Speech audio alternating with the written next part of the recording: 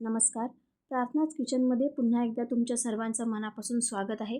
तर हे पहा, आज आपण उरलेल्या भातापासून छान असा कुरकुरीत डोसा तयार करणार आहोत.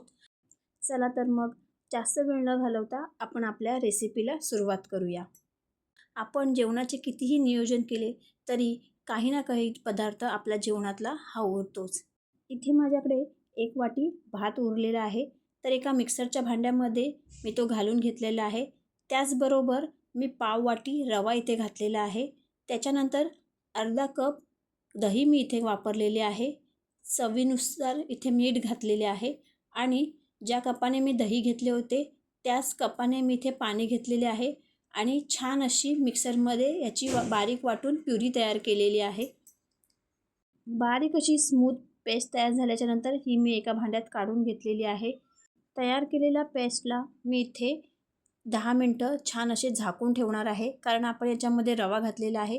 रवा छान फुलेपर्यंत आपण इथे चटणीची तयार करून घेऊया. तर इथे मी अर्धी वाटी ओले खोबरे घेतलेले आहे. त्याच्यामध्ये मी घातलेले आहे कोथिंबीर, 1 हिरवी मिरची, थोडीफार पुदिन्याची पाने, 4 लसणीच्या पाकळ्या, चवीनुसार साखर आणि चवीनुसार मीठ. त्याचबरोबर मी इथे 2 चमचे डाळिंबी घातलेली आहे. गरजेनुसार पाणी घालून मी छान अशी इथे याची चटणी वाटून घेतलेली आहे.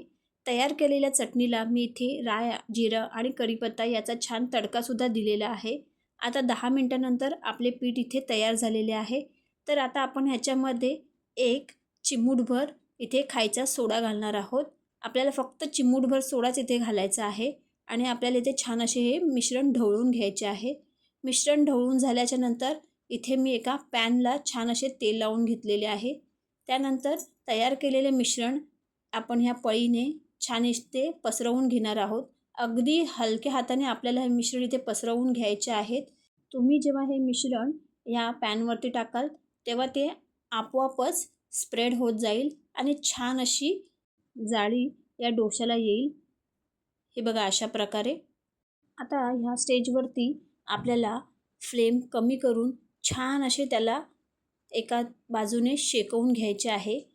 सर्व बाजूंनी या डोस्याची किनार जी गोल्डन ब्राऊन झाल्याच्या नंतर हे बघा, तुम्ही हाताने सुद्धा या डोस्याला सहजपणे पलटू शकता.